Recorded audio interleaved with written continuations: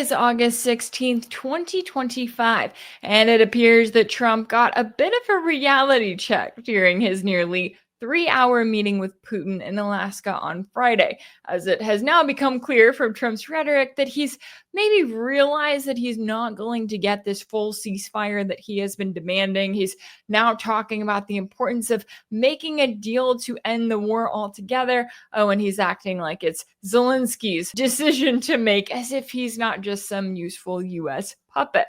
All of that as Putin is notably focusing on the root causes of this war. That's something that he's emphasizing, which is a sign to the world that Russia is not going to just agree to some flimsy ceasefire or some Minsk-style deal that is going to be used by NATO to use and abuse Russia for the next phase of this conflict. But before we get to a preview of this week's episode, I do want to note a couple of things here.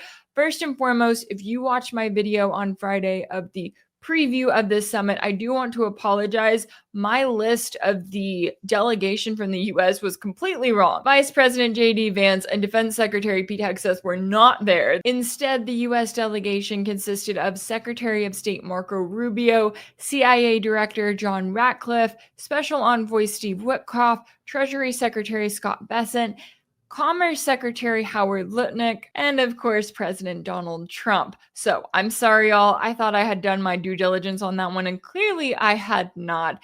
The second thing that I wanted to note, I keep seeing this in the comments, and it's usually in some of the more negative comments, but it's this allegation that I pay the guests that appear on my show.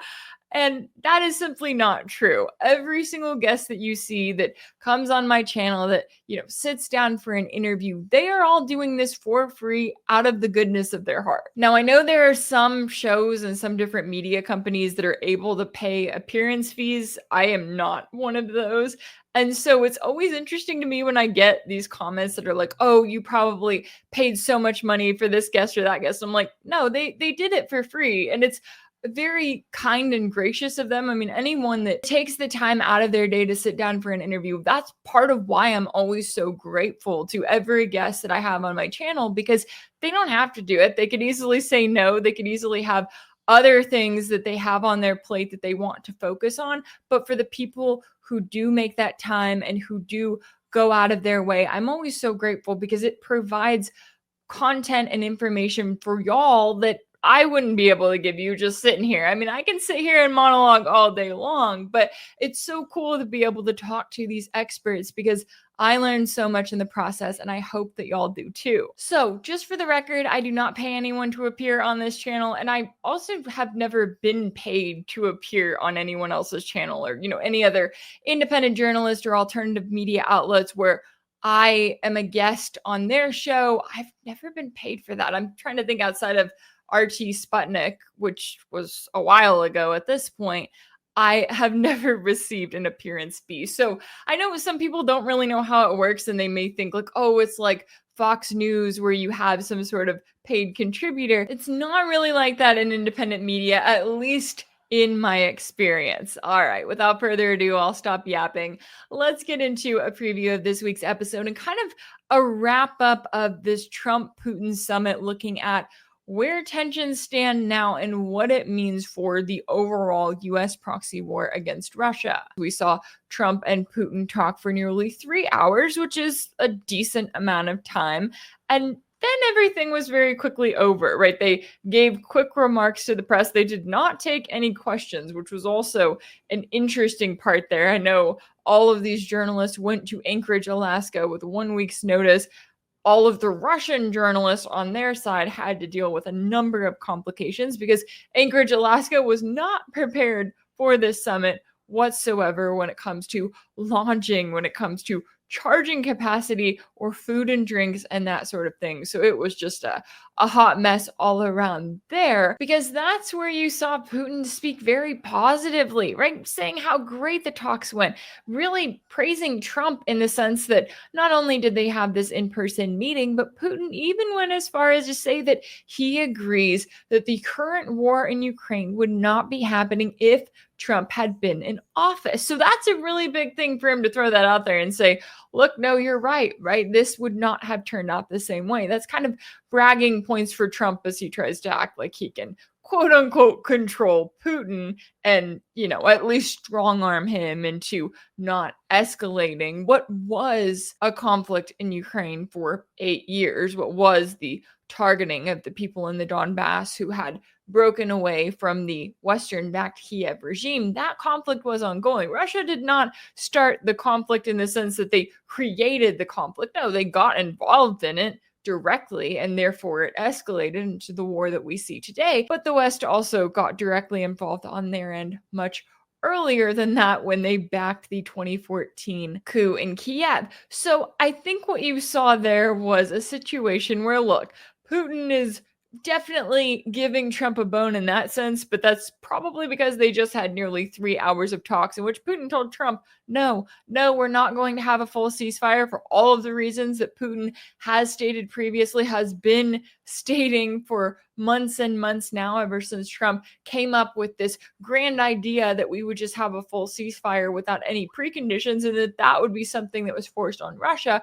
Putin likely sat there and for 3 hours told Trump all of the reasons why that was not going to happen. Then on Saturday, the Russian president described the talks as very frank, substantive, and in his opinion, it brings us closer to the necessary solution. Putin also said, quote, the elimination of these root causes should underlie the resolution. And that right there tells me that Putin is nowhere near ready to be done with this war. If he is emphasizing the underlying conditions, and what he is telling the world is that Russia is going to keep on working towards its original objectives that were set out in 2022. Those objectives come back to the Kiev regime. They come back to the 2014 coup, to the direct involvement of NATO in Ukraine, the direct threat that Russia sees on its border, that Russia's not going to just stop because the US got a new president. Because remember, Trump's only in office for 4 years.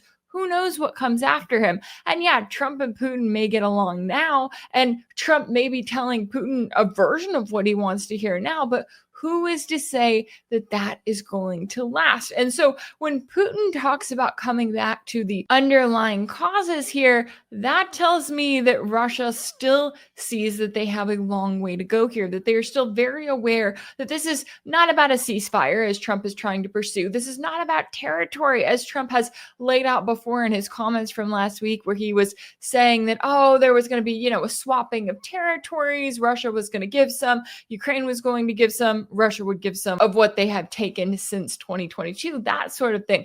That's not what Russia is concerned about. Russia is concerned about the question of, okay, if we agree to a ceasefire and a quote unquote deal to end this war tomorrow, are we going to have to fight this same war again? And as of right now, the answer is absolutely yes. And the US and Europe and Kiev are all preparing for it. Now, does that put Trump in a difficult position? Well, the short answer is yes, of course it does. Because if anything likely became clear to him, or at least I hope it did, during this summit this week, it's that while Putin is willing to shake hands, agree to this photo op, agree to these in-person talks, he is not backing down, and he should not be backing down. And so Trump is now in this position where he's watching and realizing, okay, I'm not going to get an end to this war like I want to. I'm not going to get a ceasefire like I want to. So then what does Trump do next? Well, as we're already seeing, Trump kind of flip-flops. He goes to this vague position where he's now claiming that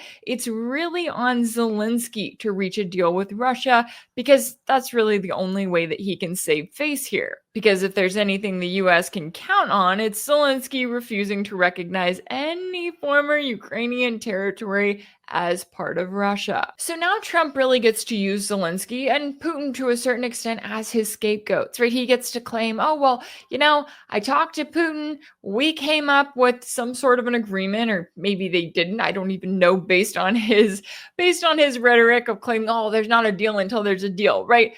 Okay, so they came up with some sort of vague framework. Now Trump has to talk to Zelensky. Well, he knows, the US knows, and they're counting on the fact that Zelensky is going to say, no, I'm not going to agree to XYZ. And then Trump gets to say, oh, well, it's Zelensky's decision to make, as if Zelensky is not some little US puppet who is going to do whatever he's told to do. And when it comes to the topic of territory, that's where it's been interesting because you've had a lot of talk going on in the week leading up to the summit and ever since then, with reports saying that Russia was going to offer an end to this war as long as Kiev would remove forces from the remainder of the Donetsk region, as well as from all areas in the Zaporozhye and Kherson regions. Because, of course, we have to remember that these are all part of the 4 regions that voted to join Russia back in referendums in 2022. So they are part of Russia under the Russian constitution. But those reports were also claiming that Russia would agree to give back portions of the Sumy and Kharkov regions, territory that they had gained that was not specifically part of the Russian Federation under the Russian constitution. And now, following Friday's talks, you have reports in the West that Putin offered to end the war if Ukraine gave up the remainder of Donetsk, with the battle lines frozen where they are now in Kherson and Zaporozhye. So while we do have all of these reports out there, I do want to note that I'm not putting too much weight on them. And here's why. Because of what Putin is saying right now. When he's talking about the root causes of this war, it is a reminder that Russia is not concerned about territory. They're not concerned about sitting at the negotiating table and having some sort of bargaining session where they say, oh, we'll give you this portion of Sumy if you'll give us this portion of Donetsk. No, Russia is worried about the root causes that led us to this point. Again, they're worried about NATO's direct involvement in Kiev. They're worried about the fact that the Kiev regime is fully dependent on NATO. Therefore, it has no independence. It can't negotiate with Russia because NATO is the one telling it what to do. It's the one propping it up entirely. And that was a preview of this week's episode of Sanctioned. If you want to watch the full video, you can check it out right now by signing up as a paid subscriber over on my page on Substack. That's rachelblevins.substack.com. Also on my page on Patreon. That's patreon.com/rachelblevins. As always, thank you all so much for all of your support, and I'll see you next time.